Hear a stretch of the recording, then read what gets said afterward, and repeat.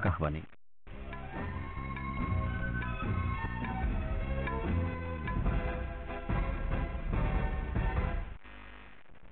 বাতৰি পঢ়িছো পংকজনান ভট্টাচাৰ্যই।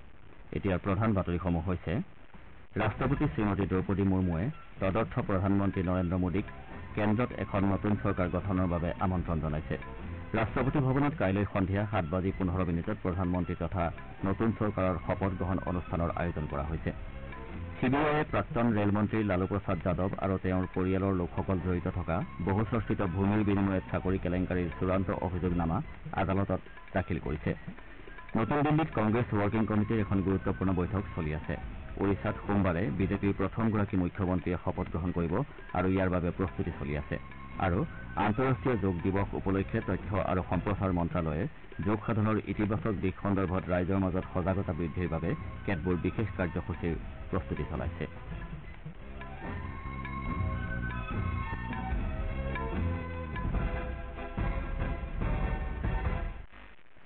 ৰাষ্ট্ৰপতি শ্ৰীমতী দ্ৰৌপদী মুৰ্মুৱে তদৰ্থ প্ৰধানমন্ত্ৰী নৰেন্দ্ৰ মোদীক কেন্দ্ৰত এখন নতুন চৰকাৰ গঠনৰ বাবে আমন্ত্ৰণ জনাইছে। ৰাষ্ট্ৰপতি ভৱনত কাইলৈ সন্ধিয়া 7:15 প্ৰধানমন্ত্ৰী তথা নতুন চৰকাৰ শপত গ্ৰহণ অনুষ্ঠানৰ আয়োজন কৰা হৈছে। এই অনুষ্ঠানত ৰাষ্ট্ৰপতিয়ে নৰেন্দ্ৰ মোদীক প্ৰধানমন্ত্ৰী হিচাপে পদ আৰু গোপনীয়তাৰ শপত বাক্য পাঠ কৰোৱাব। প্ৰধানমন্ত্ৰী পদৰ বাবে মনোনীত হোৱাৰ পাছত নৰেন্দ্ৰ মোদীয়ে কালি সন্ধিয়া ৰাষ্ট্ৰপতি শ্ৰীমতী দ্ৰৌপদী মুৰ্মুক সাক্ষাৎ কৰে আৰু চৰকাৰ গঠনৰ বাবে দাবী উত্থাপন কৰে। ইয়াৰ পূৰ্বে বিজেপিৰ ৰাষ্ট্ৰীয় সভাপতি জে পি নাড্ডাৰ নেতৃত্বত এনডিএৰ এটা প্ৰতিনিধি দলেও ৰাষ্ট্ৰপতিক সাক্ষাৎ কৰে আৰু নৰেন্দ্ৰ মোদীক বিজেপি সংসদীয় দলৰ নেতা হিচাপে বাছনি কৰা বুলি উল্লেখ কৰি এখন পত্ৰ প্ৰদান কৰে। এনডিএৰ অংশীদাৰ দলসমূহৰ সমৰ্থনৰ পত্ৰও ৰাষ্ট্ৰপতিৰ ওচৰত অৰ্পণ কৰা হয়। ৰাষ্ট্ৰপতিক সাক্ষাতৰ পাছত ৰাষ্ট্ৰপতি ভৱনৰ বাহিৰত শ্ৰীমোদীয়ে কয় যে এনডিএ এখন শক্তিশালী সুস্থিৰ আৰু বিকাশমুখী চৰকাৰ গঠন কৰিব। শ্ৰীমোদীয়ে কয় যে ৰাষ্ট্ৰপতিয়ে তেওঁক কাৰ্যবাহী প্ৰধানমন্ত্ৰী হিচাপে মনোনীত কৰিছে আৰু তেওঁ ৰাষ্ট্ৰপতিক দেওবাৰে শপত গ্ৰহণ অনুষ্ঠানৰ আয়োজন কৰিলে কোনো অসুবিধা নাই বুলি অৱগত কৰিছে। তেওঁ কয় যে জনসাধাৰণে এনডিএ চৰকাৰক আন এটা সুযোগ দিছে আৰু ইয়াৰ সদ্ব্যৱহাৰ কৰি তেওঁৰ চৰকাৰে জনসাধাৰণৰ আশা আকাংক্ষা পূৰণ কৰিব। শ্ৰীমোদীয়ে তেওঁৰ চৰকাৰে ৰাষ্ট্ৰৰ দ্ৰুত বিকাশৰ বাবে চেষ্টাৰ অকণো ত্ৰুটি নকৰে বুলি প্ৰকাশ কৰে। ইয়াৰ পূৰ্বে এনডিএৰ সংসদীয় দলে সৰ্বসন্মতিক্ৰমে নৰেন্দ্ৰ মোদীক নেতা বাছনি কৰে। নতুন দিল্লীৰ পুৰণি সংসদ ভৱনৰ কেন্দ্ৰীয় প্ৰেক্ষাগৃহত অনুষ্ঠিত এনডিএৰ সংসদীয় দলৰ বৈঠকত বিজেপিৰ জ্যেষ্ঠ নেতা তথা কেন্দ্ৰীয় মন্ত্ৰী ৰাজনাথ সিঙে শ্ৰীমোদীক এনডিএৰ নেতা বাছনি কৰাৰ বাবে এটা প্ৰস্তাৱ উত্থাপন কৰে।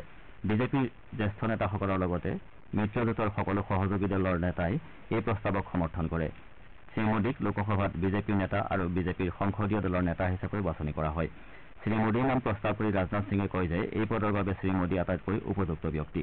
কেন্দ্ৰীয় গৃহমন্ত্ৰী অমিত শ্বাহে কয় যে এয়া অকল এনডিএ সংসদীয় দলৰ বৈঠকত উপস্থিত থকা নেতাসকলৰেই নহয় বৰং দেশৰ 140 কোটি জনসাধাৰণৰ আকাংক্ষা। বিজেপিৰ জ্যেষ্ঠ নেতা তথা কেন্দ্ৰীয় মন্ত্ৰী নীতিন গাডকাৰীয়ে কয় যে প্ৰধানমন্ত্ৰী মোদীয়ে দেশক সমৃদ্ধিশালী আৰু মহাশক্তিৰূপে গঢ়ি তোলাৰ বাবে সম্পূৰ্ণ নিষ্ঠাৰে কাম কৰি আহিছে। তেলেগু দেশম পাৰ্টীৰ নেতা চন্দ্ৰবাবু নাইডুৱে কয় যে এনডিএ চৰকাৰে নৰেন্দ্ৰ মোদীৰ দূৰদৰ্শী নেতৃত্বত বিগত 10 বছৰত ভালেমান গুৰুত্বপূৰ্ণ কাম কৰিছে। এই সময়ছোৱাত দেশ চমকপ্ৰদ প্ৰগতি আৰু পৰিৱৰ্তনৰ দিশত অগ্ৰসৰ হৈছে বুলিও তেওঁ উল্লেখ কৰে। প্ৰধানমন্ত্ৰী হিচাপে মোদীক সমৰ্থন আগবঢ়াই বিহাৰৰ মুখ্যমন্ত্ৰী তথা জেডিইউৰ সভাপতি নীতিশ কুমাৰে কয় যে এনডিএত সকলো ঐক্যবদ্ধ হৈ আছে আৰু সকলোৱে নৰেন্দ্ৰ মোদীৰ নেতৃত্বত কাম কৰি যাব। এই বৈঠকত নৰেন্দ্ৰ মোদীয়ে কয় যে এনডিএ ক্ষমতাৰ বাবে একগোট হোৱা ৰাজনৈতিক দলৰ এটা গোট নহয় বৰং ৰাষ্ট্ৰ প্ৰথম নীতিৰে কাম কৰাৰ বাবে প্ৰতিশ্ৰুতিবদ্ধ এটা মিত্ৰজোঁট। দেশৰ ইতিহাসত এনডিএ আটাইতকৈ সফল মিত্ৰজোঁট বুলি অভিহিত কৰি শ্ৰীমোদীয়ে কয় যে সকলো সিদ্ধান্তৰ ক্ষেত্ৰত সহমতত উপনীত হোৱাই লক্ষ্য হোৱা উচিত।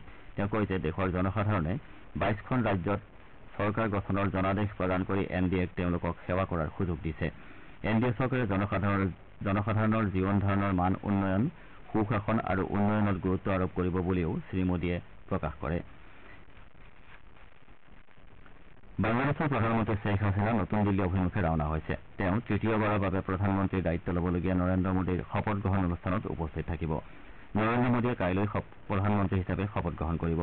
শ্ৰীমতী হাছিনাই কাইলৈ সন্ধিয়া ৰাষ্ট্ৰপতি ভৱনত ৰাষ্ট্ৰপতি দ্ৰৌপদী মুৰ্মুৱে আয়োজন কৰা ভোজমেলতো অংশগ্ৰহণ কৰিব।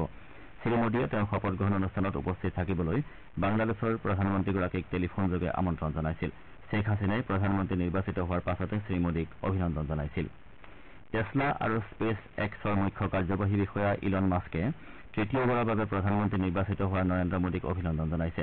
এক্স হেণ্ডেলত শ্ৰীমাস্কে কয় যে তেওঁৰ কোম্পানীয়ে ভাৰতত বিনিয়োগৰ বাবে অধীৰ আগ্ৰহেৰে বাট চাইছে। তেওঁ বিশ্বৰ সৰ্ববৃহৎ গণতান্ত্ৰিক নিৰ্বাচনত বিজয় সাব্যস্ত কৰাৰ বাবে নৰেন্দ্ৰ মোদীক শুভেচ্ছা জনায়। শ্ৰোতাসকলে বাতৰি শুনিছে আকাশবাণীৰ পৰা।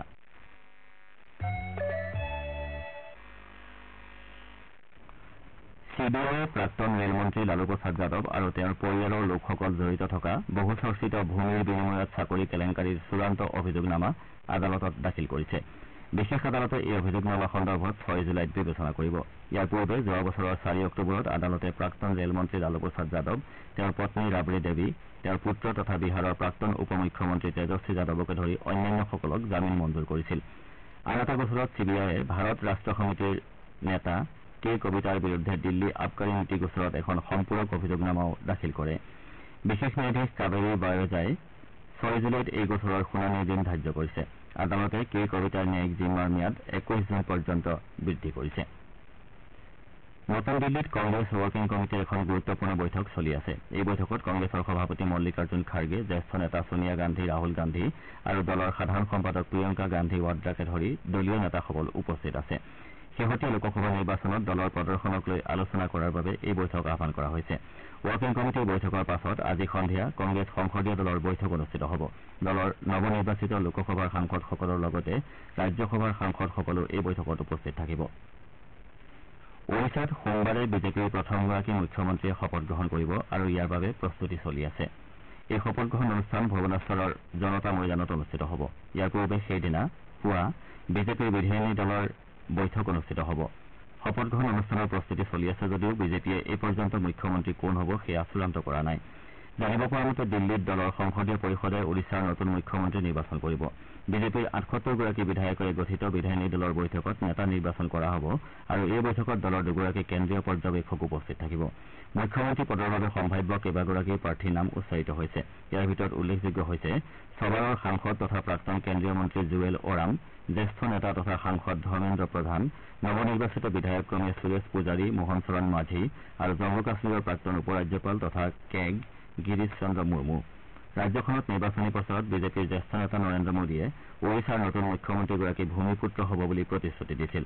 বিজেপিয়ে ওড়িশাৰ বিধানসভা নিৰ্বাচনত মুঠ 147খন আসনৰ ভিতৰত 78খনত বিজয় সাব্যস্ত কৰে।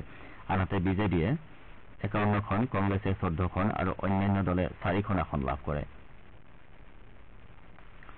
আন্তঃৰাষ্ট্ৰীয় যোগ দিৱস উপলক্ষে তথ্য আৰু সম্প্ৰচাৰ মন্ত্ৰালয়ে যোগ সাধনাৰ ইতিবাচক দিশ সন্দৰ্ভত ৰাইজৰ মাজত সজাগতা বৃদ্ধিৰ বাবে কেতবোৰ বিশেষ কাৰ্যসূচীৰ প্ৰস্তুতি চলাইছে।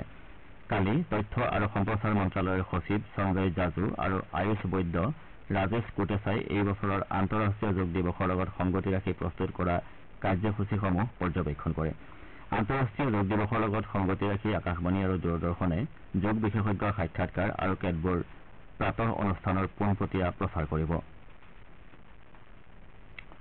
কেৰালাত আজি নিচেই পুৱা সংঘটিত এটা শোকাবহ ঘটনাত দুগৰাকী কন্যাসহ এগৰাকী মাতৃৰ অগ্নিদগ্ধ হৈ মৃত্যু হয়। মৃত কন্যা দুগৰাকীৰ বয়স 8 বছৰ আৰু 5 বছৰ বুলি আৰক্ষীয়ে প্ৰকাশ কৰিছে। ৰাজ্যখনৰ এৰ্নাকুলম জিলাৰ আংগামেলিত বসবাস কৰা মহিলাগৰাকীৰ ঘৰটোত আকস্মিকভাৱে জুই লগাৰ ফলতে দুৰ্ভাগ্যজনকভাৱে তিনিওৰে মৃত্যু হয়। আৰক্ষীৰ মতে শ্বৰ্ট চাৰ্কিটৰ ফলতে এই অগ্নিকাণ্ড সংঘটিত হয়। বাতৰি শেষ কৰাৰ পূৰ্বে প্ৰধান বাতৰিকেইটা আকৌ এবাৰ পঢ়ি দিছো। ৰাষ্ট্ৰপতি শ্ৰীমতী দ্ৰৌপদী মুৰ্মুৱে তদৰ্থ প্ৰধানমন্ত্ৰী নৰেন্দ্ৰ মোদীক কেন্দ্ৰত এখন নতুন চৰকাৰ গঠনৰ বাবে আমন্ত্ৰণ জনাইছে।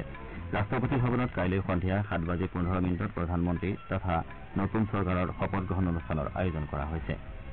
CBIয়ে প্ৰাক্তন ৰেলমন্ত্ৰী লালু প্ৰসাদ যাদৱ আৰু তেওঁৰ পৰিয়ালৰ লোকসকল জড়িত থকা বহু চৰ্চিত ভূমিৰ বিনিময়ত চাকৰি কেলেংকাৰীৰ চূড়ান্ত অভিযোগনামা আদালতত দাখিল কৰিছে। নতুন দিল্লীত কংগ্ৰেছ ৱৰ্কিং কমিটিৰ এখন গুৰুত্বপূৰ্ণ বৈঠক চলি আছে। ওড়িশাত সোমবাৰে বিজেপিৰ প্ৰথমগৰাকী মুখ্যমন্ত্ৰীয়ে শপত গ্ৰহণ কৰিব আৰু ইয়াৰ বাবে প্ৰস্তুতি চলি আছে। আৰু আন্তঃৰাষ্ট্ৰীয় যোগ দিৱস উপলক্ষে তথ্য আৰু সম্প্ৰচাৰ মন্ত্ৰালয়ে যোগ সাধনৰ ইতিবাচক দিশ সন্দৰ্ভত ৰাইজৰ মাজত সজাগতা বৃদ্ধিৰ বাবে কেতবোৰ বিশেষ কাৰ্যসূচীৰ প্ৰস্তুতি চলাইছে। আমাৰ এতিয়াৰ বাতৰি ইমানতে শেষ হ'ল।